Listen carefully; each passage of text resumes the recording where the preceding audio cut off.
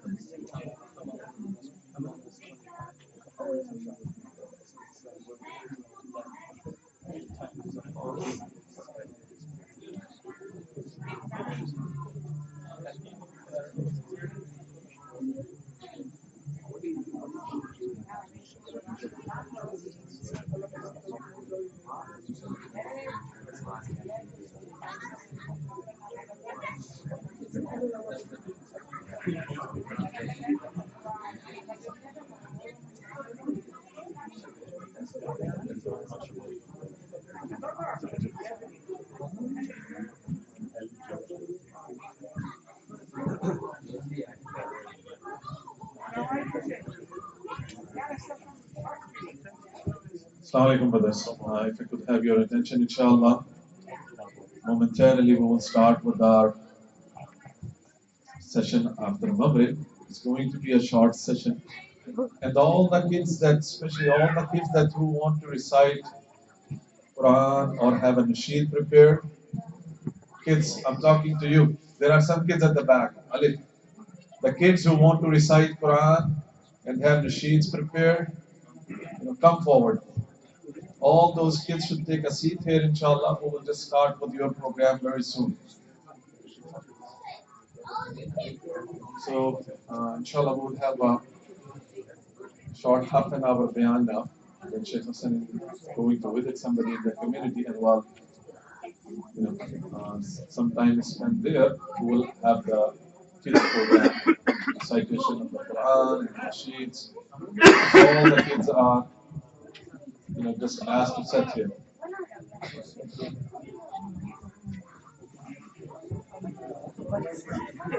And I request all the brothers at the back, please come forward, brothers, so we can start.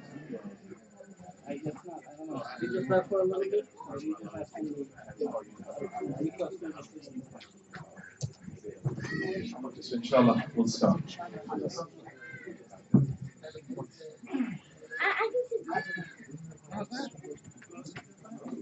Stop everything, okay? I'm not gonna put it through the bottom.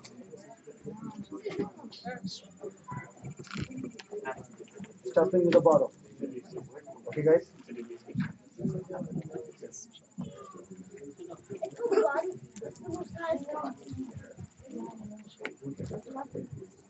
You hear what I said?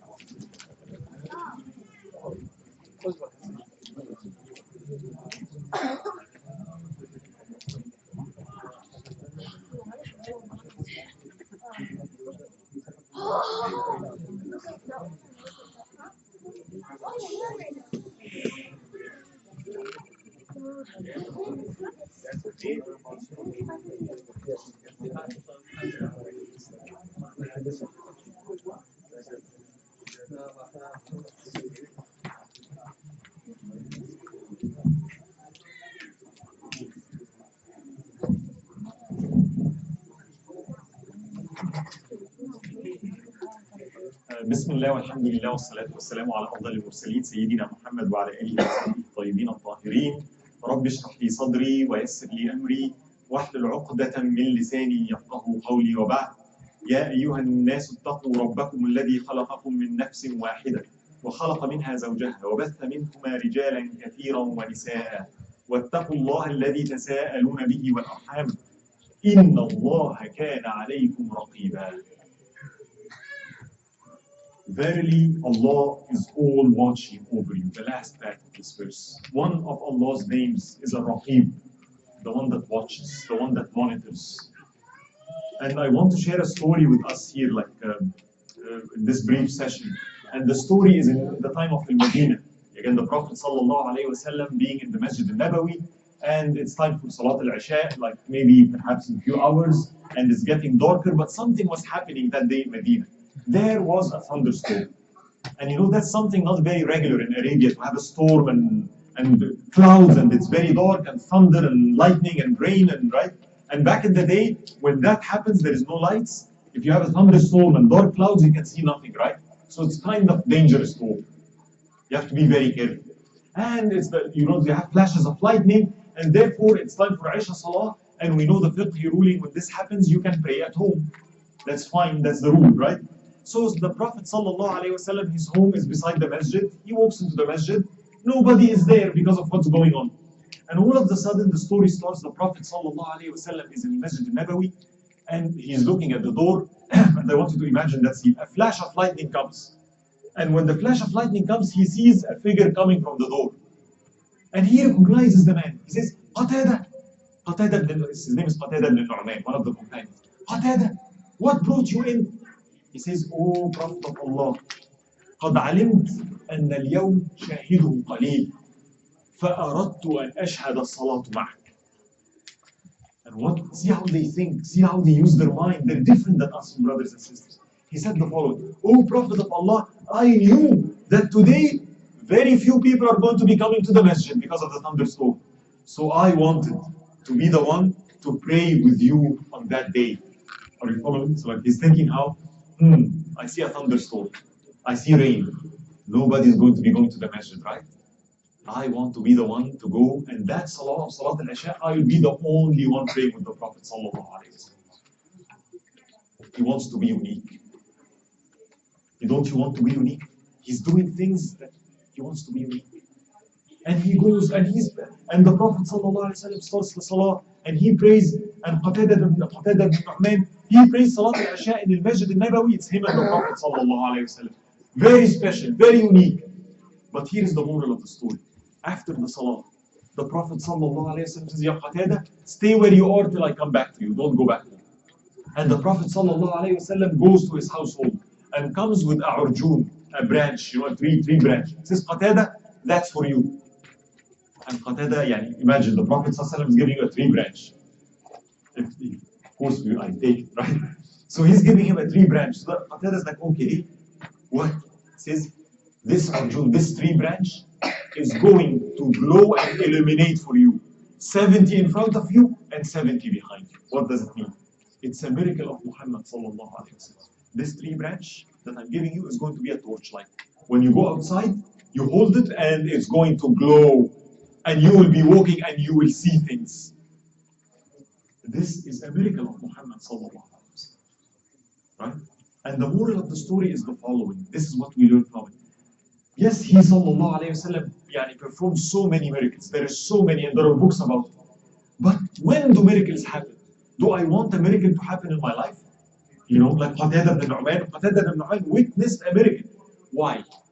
Miracles happen when I break norms. Allah will break norms for me if I break norms for Him.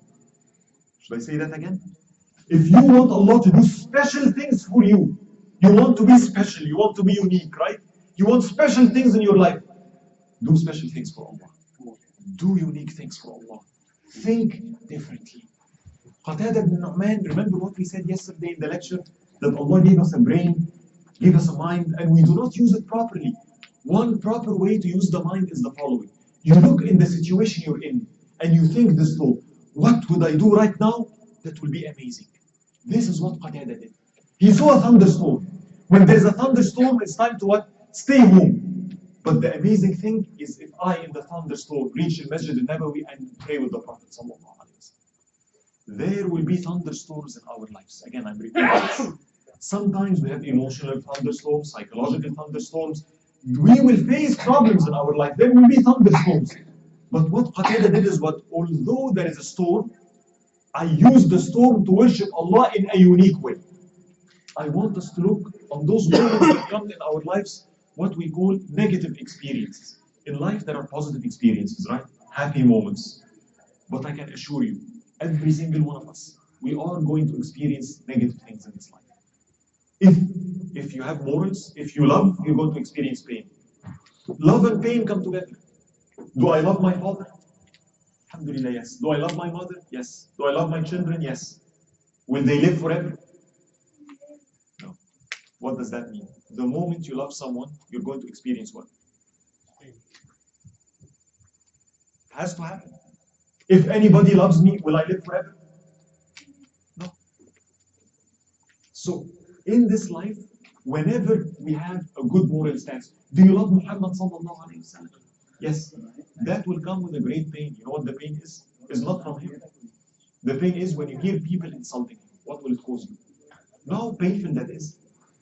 If I love Allah subhanahu wa ta'ala and I love Muhammad sallallahu alayhi wa sallam and hear someone, يعني, I don't know, what are you saying about, and they're very rude. And I hear that and I feel what? Pain. So when we have love, if we are to have a good moral stance, if we live a life of values, you're going to encounter pain. You're going to encounter sadness. You're going to encounter sadness for people and what they do. You're going to encounter pain and fear. And so what I'm saying is the following. There will be thunderstorms in this life. Like the weather, you can see it here, mashallah. I'm in California. We don't get that, right? But you live here. You see the 4 seasons. Today is sunny. Tomorrow, you have snow, right?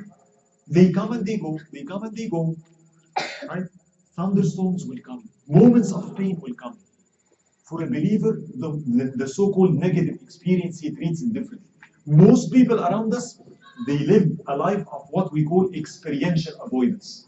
They're worshipping experiential. What do I mean? You know what? I don't want to feel fear. I don't want to feel pain. I don't want to feel sad. But that leads me to trade off. That leads me not to love. That leads me not to do the right thing. Because sometimes doing the right things come with what? A risk of feeling pain. To avert pain, I end up compromising my values. That's not a way of a believer. A believer looks at it differently. If a storm comes in my life, it can be an opportunity. Like Qatada. This thunderstorm for him was what? An opportunity. Miracles happened in his life when he broke the norms. And therefore, I want you to always focus on this. When things happen around us that are negative, always think this way.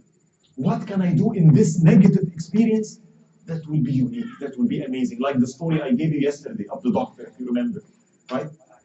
We worship Allah in the storm in ways that will make us really high in front of Him. And this is when miracles happen in my life.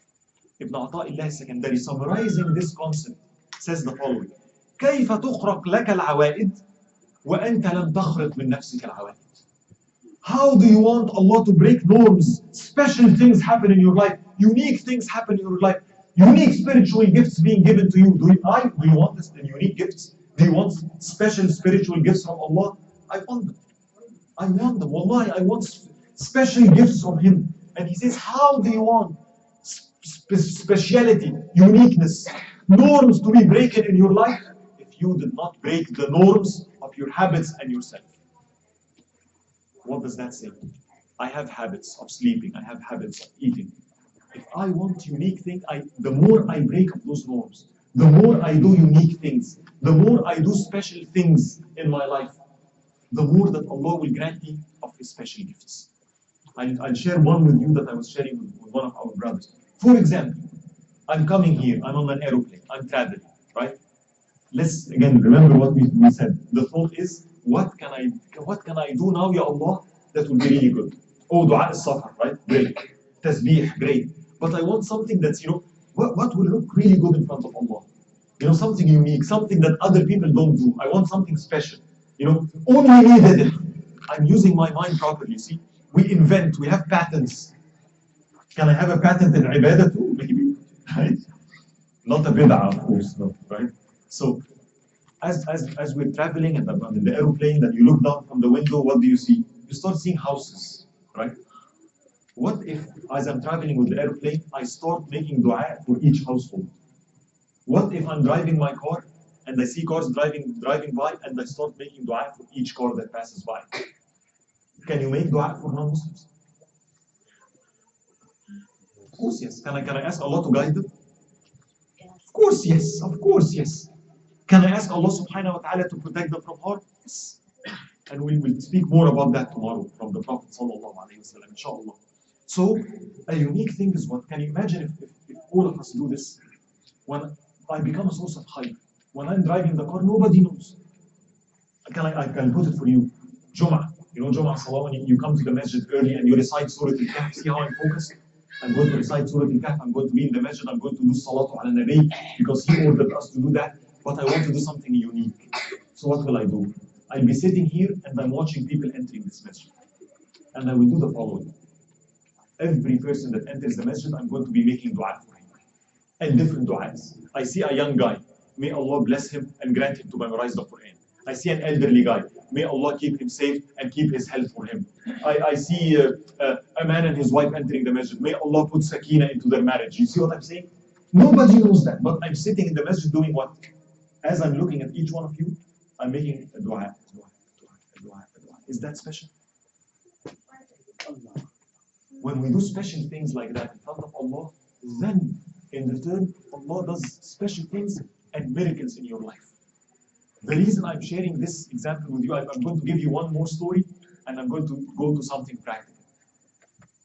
One story that I wanted to share with you is the story of Imam Abu Hanifa. Because when we're watchful of Allah that way, it enables us to do beautiful things, wonderful things. So this story, it's in the city of Basra, and it's one of the masjids there, and a person asked a question, you know, a fiqhi question. Sheikh, what is the ruling regarding this? And the Sheikh looked down, this young Sheikh, young Imam, and he said, well, the ruling is that. So another man in the masjid said, wait a minute, how do you say that? I heard Al-Hasan al-Basri, you know who Al-Hasan al-Basri is, the great tabi'i, the great scholar, he gave a different opinion than yours. Al-Hasan al-Basri said the opposite. So this young Sheikh, he looks down and says, أخطأ Al-Hasan al-Basri. Hasan al-Basri made a mistake. I think the correct answer is what I gave you. So the man became furious. Why? Because notice why he became furious. Because he loves Al-Hasan al-Basri. He says, تقول أخطأ Al-Hasan al-Basri. You dare say that Al-Hasan al-Basri made a mistake? And then he did something terrible. He said, Yabn, O son of a woman that did X and Y and Z. I don't want to say the name. He called his mother a very bad name. If that sheikh is me, if somebody said that to me in the masjid, you know the fatwa you gave? That is wrong, and he calls me, oh son of, and he slanders my mother. What will happen? What will be my reaction? I think you all know. The least of it, my face will turn red, and I'll start giving a bayan on the ailments of the tongue. That will be, you know, passive aggressive. And what will happen to people on the day of judgment being dragged because of their tongue and woe unto you, right? That will be the minimum. But this sheikh said something different. This sheikh said the following. He looked down and he said the following. إِنَّ اللَّهَ يَعْلَمْ أَنَّ أُمِّي لَيْسَتْ كَمَا تَقُولُ. Allah knows that my mother is not like what you said. نعم أخطأ الحسن البصري. Yes, Al-Hasan al-Basri made a mistake. The opinion I gave you is not my opinion. It's an opinion I heard from Abdullah ibn Abbas, the great companion. And of course that man was silent and shy. You know who that young sheikh turns out to be? He turns to be Imam Abu Hanifa later in life, when he was a young sheikh. What is the moral of this story? When I'm connected with Allah, when I know that Allah is watching me, why did this sheikh, why Imam Abu Hanifa didn't get angry? What did he say? He slandered his mother. You know what he said? He said what? Remember? Allah knows that my mother isn't like what you said. وَكَفَى بِاللَّهِ حَسِيبًا. It suffices that Allah knows. It suffices that Allah sees. It suffices that Allah will take into account. I'm sufficed by the knowledge of Allah. Your opinion about my mother, guess what? It's nothing. It's worthless. When I'm connected with Allah and you slander me, I don't feel the need to defend myself. What you said is not true. Allah knows that what you said is not true. Khalas. Alhamdulillah. I'm sufficed by this. I have been sufficed. I don't need to answer you. Keep your opinion to yourself. It's your opinion. It's worthless. If Allah knows different, it doesn't matter what you think. See how beautiful that is? So when we are watchful of Allah, when we apply the concept I just told you, if we keep thinking this way, what can I do to please Allah? How can I use this moment to please Allah? That develops. We become so close of the fact that Allah is watching me, that when things happen in this life, and I'm connected with Allah, I respond in the most beautiful of ways. The Prophet ﷺ did something similar. When he was again in the early times in Mecca, and nobody was believing him, a Bedouin, Arabi, came to him, knocked his door, a poet. Ya Muhammad, ukhruj. Oh Muhammad, come out to me. You know, I'm a poet. Inna madhi lazayyin wa inna dammi lashayyin. My praise is good, and my blame is very bad. You know what he's telling him? I'm a poet. If I want, I can say poetry regarding you that is really good and your reputation will soar. And if I want, because I'm a poet, I can say things regarding you, and you know, poetry spread. Back then it was like CNN, right? And it will make life terrible for you. So be careful, come out. Be mindful of my tongue. And what does the Prophet ﷺ come? He comes out telling him one sentence. What did the man say? My praise is good and my blame is bad. Be careful. And the Prophet ﷺ comes telling him, ذَلِكَ هُوَ اللَّهِ. This is but Allah. What does he mean? The one that his praise is good and his blame is bad is Allah. Your blame and your praise, nothing. See, that is a person who's free from the creation. Free from he does not worship. What does he think? What does she think? What does the board think? What do they think? Peer pressure. All what I care about, Ya Allah. Are you happy? Yes. It suffices me that you are happy. Now, the reason I'm saying this, I want to do something practical. This session was supposed to be longer. It was supposed to be an hour and a half, right? Or at least 1 hour. And I asked our brother Tahir here and other people, I wanted to do something different. Because I noticed something. Whenever we have programs, and it's good to have programs, we have sessions, and usually it is the speaker speaking, right? So, and alhamdulillah, it's wonderful. Whenever you have a speaker, you come and you attend and we learn, right? But I noticed something that's always missing from our programs. You know what it is? Okay, I'm an engineer. Engineers, when we go to the university, we have lectures too. You attend the class and there is a teacher and he's teaching. But guess what? We have something called the lab. If you're a computer science, if you're an electrical engineer, you're not going to learn by sitting in the classroom all the time. They will teach you and then tell you what? Lab time. What does lab time mean? Time to act, time to practice. And I wanted some lab time. So my thought was the following. And again, thinking about this same condition, remember the story of Qatada? It is snowing outside. It's not a good weather, right? It's hard to come to the masjid in the weather like this. And Jazakumullah khair for coming under this condition, right? There is a brother of ours, Brother Ghulam Hussein. I don't know if you remember. Old brother of ours, wallahi, very dear to my heart. Whenever I came here, he's old and he used to come and sit and attend and pay attention. Very sincere brother. This year, he couldn't attend. He sent me a letter. And in this letter, he said, you know what, I wish I can come, but I'm sick. My health is deteriorating. I cannot come to the session anymore. I wanted to, but guess what, even now, I cannot come to Jum'ah anymore. He wanted to be with us here. There are some people that have the health, have the wealth, but they choose not to. He, on the other hand, he wants to come, but he doesn't have the health for it. And he's our dear brother that used to attend. Every time I came, he used to attend.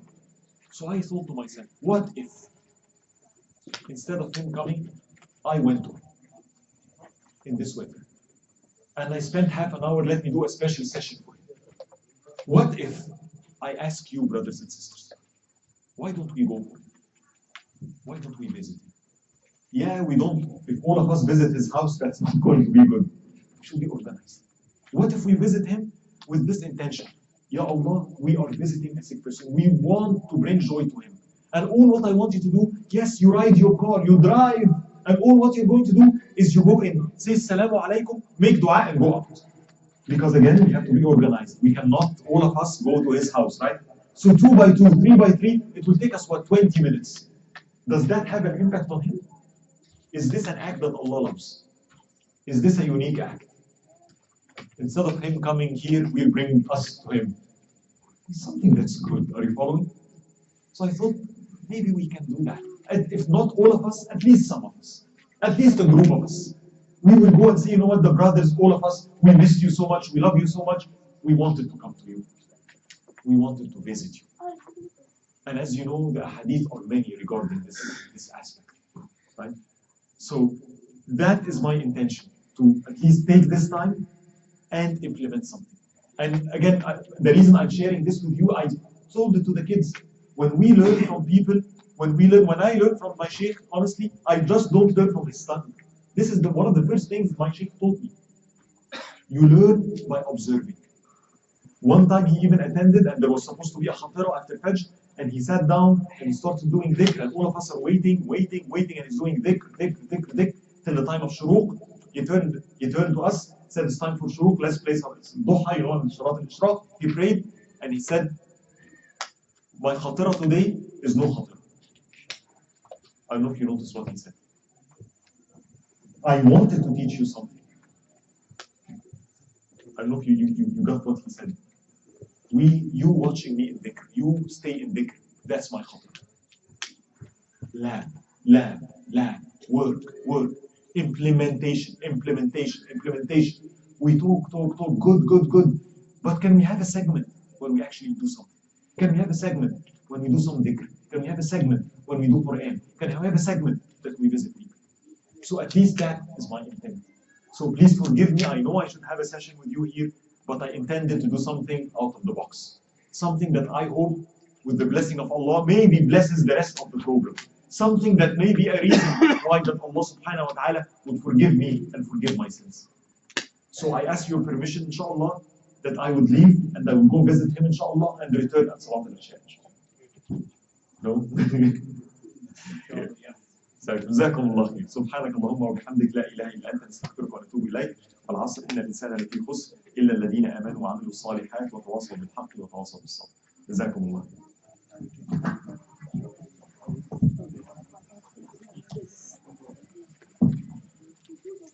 So, there's limited parking space. So I'm suggesting that we try to fit into two minivans, 3 minivans.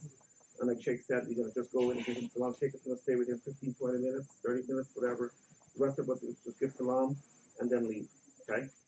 And one of us will stay and wait for the Sheikh. I will stay, inshallah. So we can go with maybe 2 or 3 vans. I have one. Who's taking the other one? Uncle Abba. And by the way, it's Uncle Abba. Most of you don't hear about Uncle Abba. Or Abba Uncle. So who else is going with you guys? Do you want to come? Can I come? Can I go? Can I come? Is there space? Let's move here.